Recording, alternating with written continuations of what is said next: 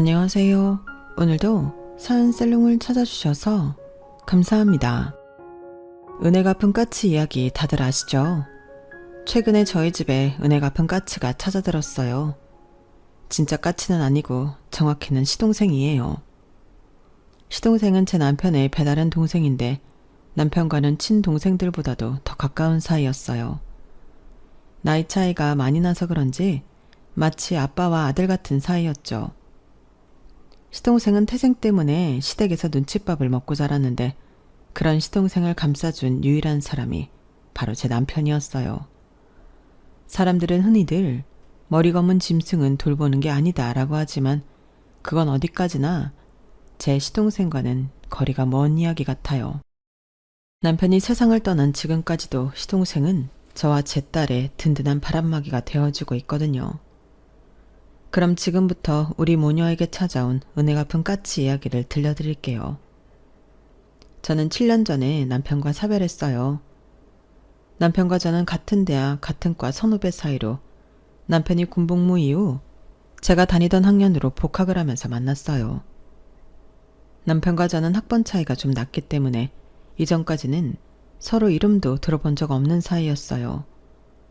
그런데 저희 과 조교님이 과대인 제게 남편이 잘 적응하게 도와주라고 부탁을 하셔서 뒤늦게 알게 된 거였죠. 처음엔 조교와 남편 관계를 의심했었어요. 혹시 사귀는 사이가 아닐까 하고요. 그렇잖아요. 다른 복학생들을 제쳐주고 딱 집어 남편 반 잘 돌봐주라고 부탁했다는 게 말이에요. 그런데 가만 보니까 조교한테는 남자친구가 따로 있더라고요. 그때부터 조금 혼란스럽기 시작했어요. 뭐야? 설마 전 남친? 군대 간 사이 고무신 거꾸로 신는 게 미안해서 나보고 잘 봐달라고 부탁한 거 아니야? 여러 정황을 끼워 맞춰 본 끝에 내린 결론이 이거였어요. 생각이 여기까지 미치다 보니 괜히 조교가 괘씸하고 상대적으로 남편이 불쌍해 보이더라고요. 그래서 제가 생각해도 좀 과할 정도로 잘해줬어요. 그런데 이런 제 행동이 남편한테 오해를 불러일으켰던 모양이에요. 제가 자기를 좋아한다고 말이죠. 아니 무슨 그런 오해를 해요. 내가 선배를 왜 좋아해요? 난 그저 안 됐으니까. 암튼 좋아하고 그런 거 아니니까 오해하지 마세요. 뭐야? 그럼 좋아하지도 않으면서 나한테 왜 그렇게 잘해준 건데? 그리고 내가 뭐가 안 됐다는 거야? 처음부터 대놓고 말할 생각은 없었는데 남편이 하도 집요하게 파고드는 바람에 결국 남편과 조교가 어떤 사이인지 안다고 말해버렸어요. 그랬더니 그 얘기를 다 들은 남편이 헛웃음을 짓더라고요. 그리고는 미친놈처럼 웃어댔어요. 야, 너 시나리오 쓰냐? 무슨 말도 안 되는 스토리를 그렇게 만들어. 조교 누나는 내 과외 선생이야. 나 고2 때부터 영수 과외해준 과외 선생. 누나랑 나랑 나이 차이가 얼만데 나 참 어이가 없어서. 제 오해에서 시작된 해프닝은 그렇게 어이없게 끝이 났고 그 후로도 남편은 저를 볼 때마다 문창가로 정가하라고 깐족대곤 했어요. 친하지만 만나면 견원지간처럼 으르렁대는 사이가 바로 남편과 저였어요. 같은 과 동기들은 이런 우리 두 사람을 톰과 제리라고 불렀는데 그 별명 탓인지 우리는 원하든 원치 않든 늘 붙어 다니게 되었죠. 심지어 졸업을 앞두고 임용고시를 준비하면서 학원에서까지 만나게 됐으니까요. 오은영, 너 내 스토커냐? 교생 실습도 나랑 같은 학교로 오더니 하다 이번엔 임용고시 학원까지 따라와? 너 내가 그렇게 좋아? 좋으면 말만 해. 내가 눈 딱 감고 사귀어줄 테니까. 웃겨 진짜. 누가 누굴 따라가. 그 학교는 내가 먼저 찜해둔 데였거든. 그러는 선배야말로 나 쫓아온 거 아니야? 선배 사는 강남에도 학원 많은데 왜 강북까지 와서 이래? 난 그저 내가 사는 지역에 있는 학원에 등록했을 뿐이라고. 누가 누굴 따라왔다고 그래. 그리고 나에 대한 마음을 아직도 못 접은 모양인데 내가 넓은 아량으로 딴 건 다 줄 수 있는데 딱 하나 내 자신은 못 주겠거든. 선배한테 주기에 너무 아까워서 말이야. 암튼 한 번만 더 사귀던 소리 해봐. 그땐 가만 안 둘 줄 알아. 학교에서 하던 대로 우리는 학원에서도 얼굴을 마주칠 때마다 으르렁댔어요. 그러면서 서로 좋은 정보가 생기면 누구보다 먼저 공유하고 보고 싶은 영화가 개봉하면 같이 가서 보고 근처에 맛집이 생기면 둘이 같이 달려가곤 했어요. 어디까지나 취향이 비슷하고 따로 약속을 잡지 않아도 늘 근처에 있는 사람이라서 그랬던 거지만 다른 사람들 눈에는 그렇지 않았던 모양이에요. 사실 누가 봐도 우리 두 사람 관계가 좀 이상해 보이긴 했으니까요. 정작 우리 두 사람만 그걸 모르고 있었던 거예요. 그러다 관계가 진전되기 시작한 건 예기치 못한 사건 때문이었어요. 임용고시를 앞두고 방학 특강에 한창이던 시기에 남편이 며칠째 학원에 나오지 않는 거예요. 전화도 안 받고 문자도 쉽고 말이죠. 그동안 같이 공부하면서 쌓인 정 때문에 그랬는지 마냥 모른 척할 수만은 없었어요. 유명 강사 특강이라 등록할 때 경쟁률이 세서 엄청 힘들었는데 그런 강의를 놓친다는 게 너무 아깝더라고요. 그래서 특강 내내 녹음을 해서 USB에 저장했어요. 강의 필기랑 녹음 파일을 들으면 그래도 안 들은 것보다는 나을 것 같았거든요. 다행히 조고가 남편 과외를 했던 덕에 집을 알고 있어서 집 주소대로 찾아갔어요. 그리곤 집 근처에 도착해서 남편한테 문자를 했는데 이번엔 잽싸게 단문이 왔더라고요. 집으로 오지 말라고 근처 카페에서 기다리라고 말이죠. 그렇게 거의 일주일 만에 다시 만난 남편은 얼굴이 많이 안 됐더라고요. 그렇다고 어디가 아픈 사람 같지는 않은데 말이죠. 선배, 무슨 일 있어? 다른 것도 아니고 특강을 빼먹으면 어떡해. 전화도 안 받고 말이야. 내가 진짜 안 줄까 하다가 그동안 같이 공부한 의리로 녹음 파일이랑 노트 정리 가져와서. 고맙지? 그래, 눈물 나게 고맙다. 말은 그렇게 하는데 왠지 기운이 없어 보였어요. 그래서 일단 밥부터 먹여야겠다 싶어서 배고프다는 핑계를 대고 근처 식당으로 가자고 했어요. 그랬더니 바로 들어가 봐야 한다며 안 된다는 거 있죠? 야, 이거 너무한 거 아니야? 내가 그 귀한 자료를 들고 한강 다리를 건너서 여기까지 왔는데 밥 한 끼 같이 못 먹겠다는 거야? 선배, 완전 실망이야. 반은 진심이고 반은 장난인 것처럼 했단 말이었는데 남편이 그 말에 많이 미안했던가 봐요. 잠시 생각에 잠긴 듯 하더니 그러더군요. 실은 내가 애를 좀 봐야 돼. 잠든 거 보고 잠깐 나오긴 했는데 깨면 울 것 같아서 말이야. 난데없이 애를 봐야 한다는 말의 순간 남편을 의심했어요.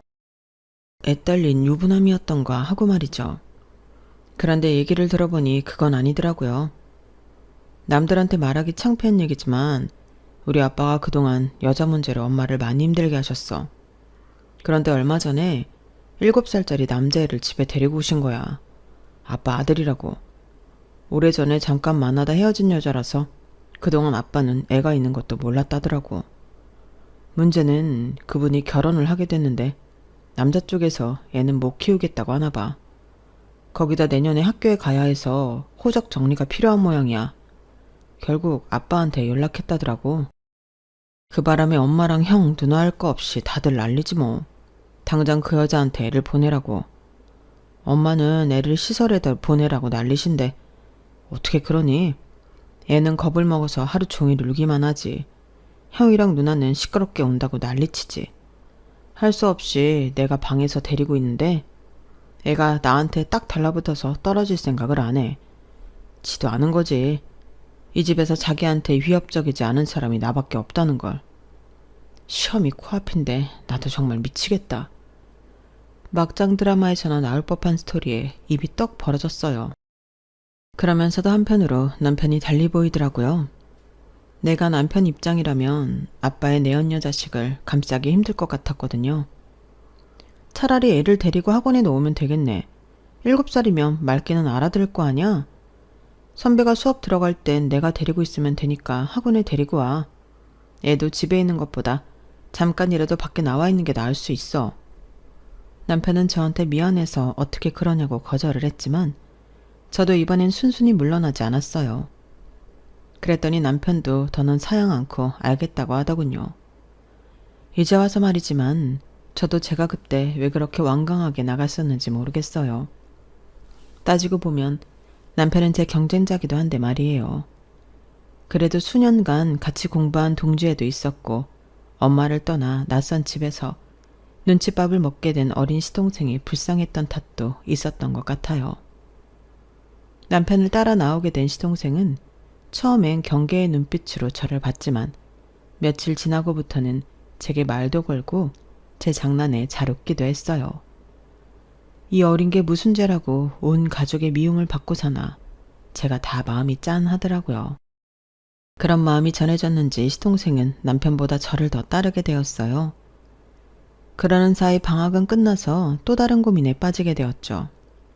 강의실까지 시동생을 데리고 들어갈 수가 없다는 게 문제였어요. 돈 많은 시아버지께서는 시동생을 위해 집에 아이를 돌봐줄 도우미를 들였지만 이상하게도 시동생은 도우미 말을 듣지 않았어요. 남편이 학교 갈 준비를 할라치면 귀신같이 알고는 먼저 옷을 입고 현관에 서 있곤 했거든요. 힘들게 동생을 떼어놓고 나왔다 싶으면 잠시 뒤 어김없이 형을 애타게 부르며 골목을 달려나오는 동생이 보이곤 했어요. 그러니 어떻게 동생을 떼어놓고 학교에 올 수 있겠어요. 처음 며칠은 할 수 없이 동생을 데리고 학교에 오긴 했지만 남편도 저도 듣는 강의가 같았기 때문에 애를 맡길 데가 없다는 게 문제였어요. 후배들한테 맡기는 것도 한두 번이지 매일 그럴 수는 없으니까요. 그래서 생각 끝에 시동생을 저희 학교 근처에 있는 어린이집에 보내기로 했어요. 원장님께 사정을 말씀드렸더니 다행히도 받아주셨거든요. 애초에 시댁 근처에 있는 유치원에 보냈으면 될 일이었지만 그건 시어머니께서 반대를 하셨어요. 동네 창피하게 밖에서 자식 나온 거 광고할 일 있냐시면서요. 어머님은 아이의 인생보다는 자신들의 체면이 더 중요한 분이셨어요. 거기다 아버님은 자신이 벌인 일에 대해 금전적인 지원 외에는 아무것도 하지 않는 분이셨고요. 아주버님과 시누이도 그런 부모를 똑같이 닮았지만 제 남편만큼은 달랐어요. 그래서 어린 시동생도 제 남편만 따랐던 거였죠. 애들이 사람을 더 잘 알아보니까요. 어머님의 반대에도 불구하고 아버님 호적에 올라간 어린 시동생은 다행히 이듬해 초등학교에 진학할 수 있었어요. 그리고 남편과 저는 임용고시에 최종 합격해 정식 교사가 되었어요. 대학 시절 내내 붙어 다녔던 우리는 발령받은 학교가 달라서 처음으로 떨어져 지내게 되었어요. 사실 우리가 사귀는 사이도 아니고 서로 죽고 못 사는 사이도 아니었기 때문에 남편과의 이별을 대수롭지 않게 생각했는데 막상 혼자 떨어져 지내보니 그게 아니더라고요. 학교 생활에 적응하느라 눈코 뜰 새 없이 바빴는데도 희한하게 남편이 생각나는 거예요. 특히 힘들 때는 더욱 그랬어요. 그렇다고 자존심 상하게 먼저 전화해서 보고 싶다고 할 수도 없고 안간 힘을 쓰며 버티고 있었는데 때마침 남편한테 전화가 왔더라고요. 그래서 받았더니 남편이 아니라 어린 시동생이더라고요. 보고 싶다고 우리 언제 보냐고 그러는데 순간 이거다 싶었어요. 시동생을 핑계로 남편을 만날 수 있으니까요. 그런데 저만 이런 생각을 한 게 아니었나 봐요. 막상 나가보니까 시동생도 남편도 저를 보고 싶어 했다는 걸 알 수 있었거든요. 서로 마음도 확인했겠다. 더 시간 끌 필요 있겠어요? 바로 사귀게 되었죠 뭐. 비록 학교는 달라도 초임 교사가 하는 일은 비슷했어요. 과목도 같은 수학이다 보니 수업 준비도 그렇고 시험 문제 출제를 할 때도 서로 도와가며 할 수 있어서 좋더라고요. 비록 월급이 많지는 않지만 그래도 방학 때도 월급이 나온다는 건 정말 좋더라고요. 방학 때는 어린 시동생을 데리고 셋이 국내외 여행도 다니곤 했어요. 전보다는 많이 나아지긴 했지만 여전히 시동생은 시댁 식구들을 어려워했거든요. 그래서 가능하면 우리가 데이트할 때 시동생을 데리고 다니곤 했죠. 2년 가까이 연애를 하던 우리는 그해 겨울에 결혼을 했어요. 방학 기간을 이용할 생각으로 일부러 그렇게 잡은 거였죠. 결혼 비수기라서 예식장도 쉽게 구할 수 있었고 눈치 안 보고 신혼여행을 길게 다녀올 수 있어서 최고의 선택이었다고 생각해요. 결혼하고 한동안은 우리 부부만 살았는데 얼마 지나지 않아 시동생을 데리고 살게 되었어요. 남편이 시댁을 나오자 시동생이 많이 힘들어했고 시어머니 구박도 더욱 심해졌었거든요. 보다 못한 제가 남편한테 시동생을 데리고 오자고 해서 어렵게 성사된 거였죠. 그런데 웃긴 게 뭔지 아세요? 막내 아들이 식구들한테 구박을 당하는데도 나 몰라라 하던 아버님이 저희가 시동생을 데리고 산다는 걸 끝까지 반대를 했었다는 거예요. 아빠가 없냐 엄마가 없냐? 왜 진우를 니네가 키워? 괜히 쓸데없는 소리 말고 니들은 니들 인생이나 살아. 사돈 보기 창피하게 뭐하는 짓들이야? 아니, 그렇게 창피함을 아시는 분이 밖에서 자식을 낳아오고 집에 데려와서는 방관을 한답니까? 솔직히 아버님 말씀에 따박따박 반박을 하고 싶었지만 정말이지 안간힘을 쓰고 참았어요. 그런데 어머님은 아버님과 생각이 달랐다는 게 문제였어요. 아유, 그래도 자식이라고 그렇게 끼고 살고 싶어요? 쟤 때문에 나랑 우리 애들이 가슴 찢어지는 건 생각 안 나냐고요. 셋째 내가 데려다 키우겠다는데 당신이 뭐라고 반대를 해요? 당신이 그럴 자격이 있어요? 애만 딸랑 만들어 놓으면 뭐 하냐고요. 사고는 당신이 치고 왜 그 뒤치다거리는 내가 해야 하냐고요. 긴 말 필요 없어요. 셋째 내가 키운다고 하니까 그렇게 하라고 하세요. 어머님 기세에 눌린 아버님은 마지못해 허락을 하셨고 그때부터 시동생은 저희 집에서 함께 살게 되었어요. 솔직히 시동생을 데리고 오겠다는 생각을 할 때만 해도 애를 키우는 게 이렇게 손이 많이 가는 줄은 몰랐어요. 신경 써야 할 게 한두 가지가 아니더라고요. 퇴근 시간까지 애를 봐줄 사람이 없어서 태권도 학원이랑 피아노 학원으로 뺑뺑이를 돌려야 했고 학교 업무로 파김치가 된 상황에서도 시동생 숙제를 봐주고 준비물을 챙겨야 했어요. 시댁에서 양육비를 지원받고 있어서 금전적인 걱정은 없었지만 우리가 이 아이를 잘 키울 수 있을지 늘 고민되고 걱정이 앞서는 건 어쩔 수 없었어요. 우리 부부가 교사라고는 해도 아이 키우는 걱정은 일반 부모님들이랑 다를 바 없었거든요. 그래도 다행인 건 시동생이 말썽 안 부리고 잘 자라주었다는 거예요. 가끔은 그래서 가슴이 아프기도 했지만요. 어린 게 우리 부부가 아니면 자기를 받아줄 사람이 없다는 걸 알아서 그런지 눈밖에 나지 않으려고 애를 쓰는 게 보였거든요. 특히 제가 딸아이를 출산하자 시동생이 위기의식을 느끼는 게 확연히 보였어요. 우리에게 아이가 생겼으니 이젠 자기는 버려질지 모른다는 두려움을 느꼈던 모양이에요. 우리 부부가 좀 더 사랑으로 품어주었더라면 시동생이 이런 걱정은 안 했을 거라는 자책도 많이 했어요. 도련님, 형이랑 내가 아기만 이뻐할까봐 걱정돼요? 제 말에 시동생은 시무룩한 표정으로 바닥만 바라볼 뿐 아무 말도 하지 않았어요. 에이, 그런 게 어딨어. 도련님은 도련님이고 딸은 딸인데. 다은이가 태어났다고 해서 도련님이 받을 사랑은 줄어든 게 아니에요. 마찬가지로 도련님이 있다고 해서 다은이가 받을 사랑이 줄어드는 것도 아니고요. 각자 자기 몫의 사랑은 그대로 받는 거니까요. 그러니까 아무 걱정 안 해도 돼요. 달라진 건 아무것도 없으니까. 그 말에 조금은 안심이 됐는지 시동생은 커다란 눈망울을 꿈뻑이며 그러더군요. 그럼 내가 다은이랑 놀아도 돼요? 내가 다은이 지켜주고 싶어요. 나는 다은이 삼촌이니까. 아직 10살도 안 된 아이가 조카를 지켜주겠다고 말하는데 그 모습이 어찌나 귀엽고 기특하던지 몰라요. 당연히 되죠. 삼촌이 조카를 안 지키면 누가 지켜요?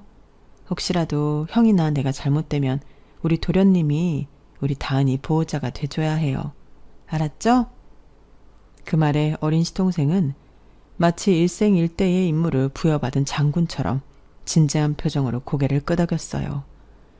그리고 자신이 했던 말을 지키기라도 하듯이 고사리 손으로 저희 딸을 얼마나 애지중지 돌봐주었는지 몰라요.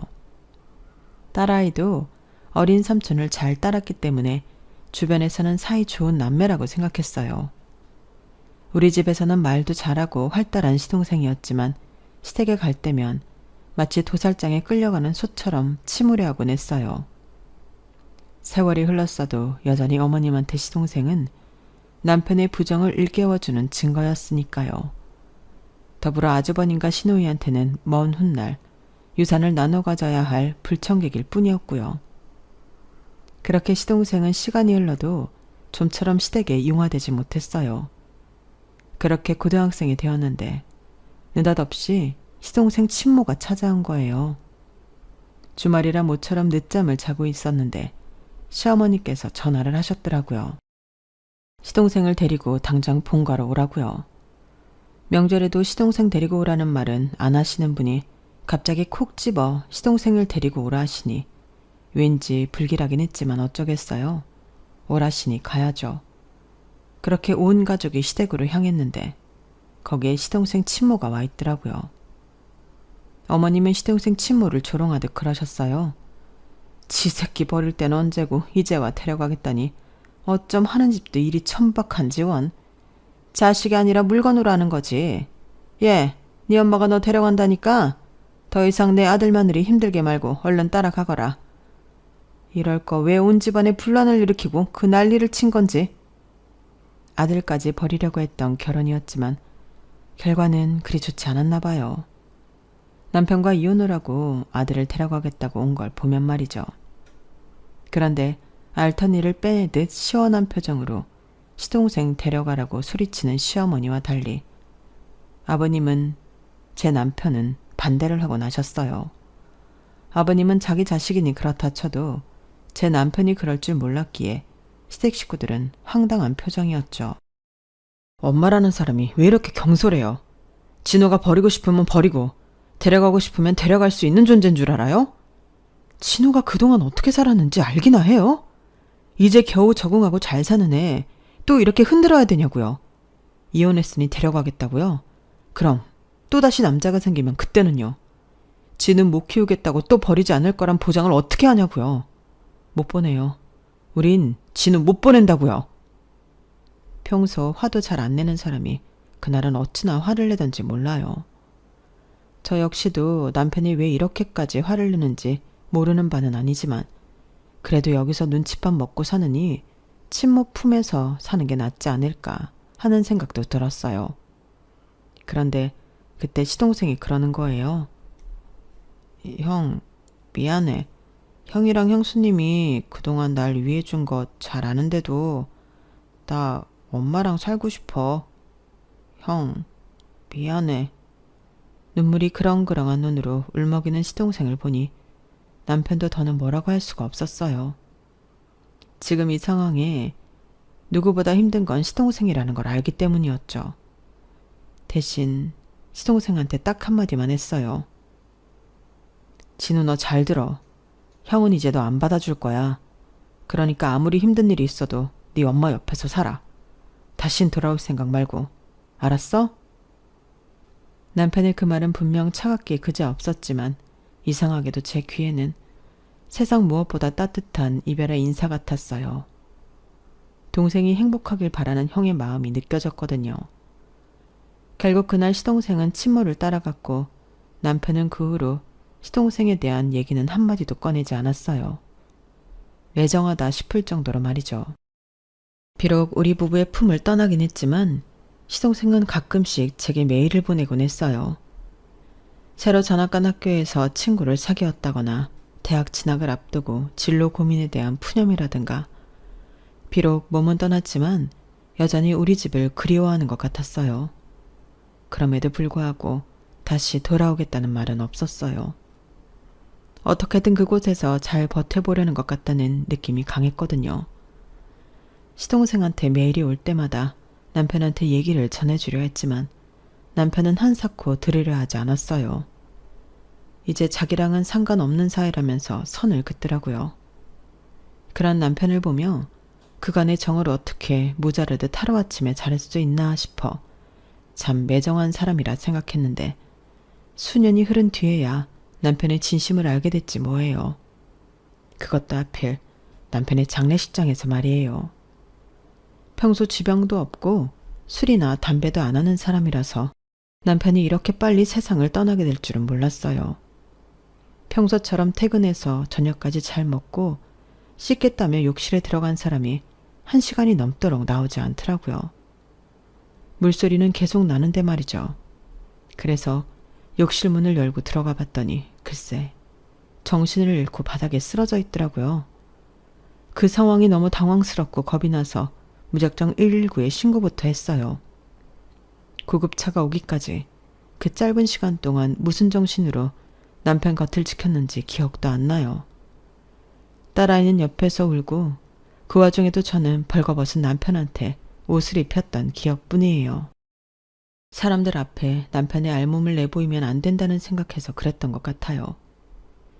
구급차에 실려 병원에 도착한 남편은 의료진의 치열한 사투에도 불구하고 세상을 떠나고 말았어요. 너무 늦게 발견된 탓이었죠. 남편의 장례식장은 아수라장 그 자체였어요. 제가 남편을 늦게 발견해 자식을 잃었다며 길길이 날뛰는 시어머니와 마치 저를 살인자 보듯 하는 아주버님과 시누이, 그리고 딱히 제 탓은 하지 않았지만 저랑 눈길도 마주치지 않고 싸늘한 심기를 드러내는 시아버지까지. 시댁 식구들 모두가 남편의 죽음을 제 탓으로 몰아가고 있었거든요. 어머님은 저랑 딸아이가 상주자리에 앉는 것조차 허락하지 않았어요. 남편 잡아먹은 년이 무슨 낯짝으로 이 자리를 지켜. 너만 아니었으면 내 아들 안 죽었어. 네 년이 조금만 일찍 욕실문만 열어봤어도 내 아들이 이렇게는 안 됐다고. 내 아들 살려내라 이년아. 차라리 네가 죽고 내 아들 살려내. 시어머니는 제 멱살을 쥐고 고래고래 소리를 지르며 난리를 치셨어요. 그런 어머님을 말린 건 다름 아닌 시동생이었어요. 남편의 부고를 받고 달려온 시동생은 장례식 내내 저와 제 딸을 시댁 식구들로부터 보호해 주었어요. 오래전 남편과 제가 어린 시동생을 시댁 식구들로부터 막아주었던 것처럼 말이죠.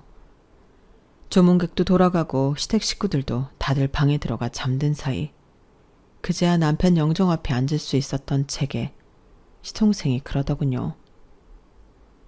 그날 엄마를 본가로 불러들인 사람이 형이었어요.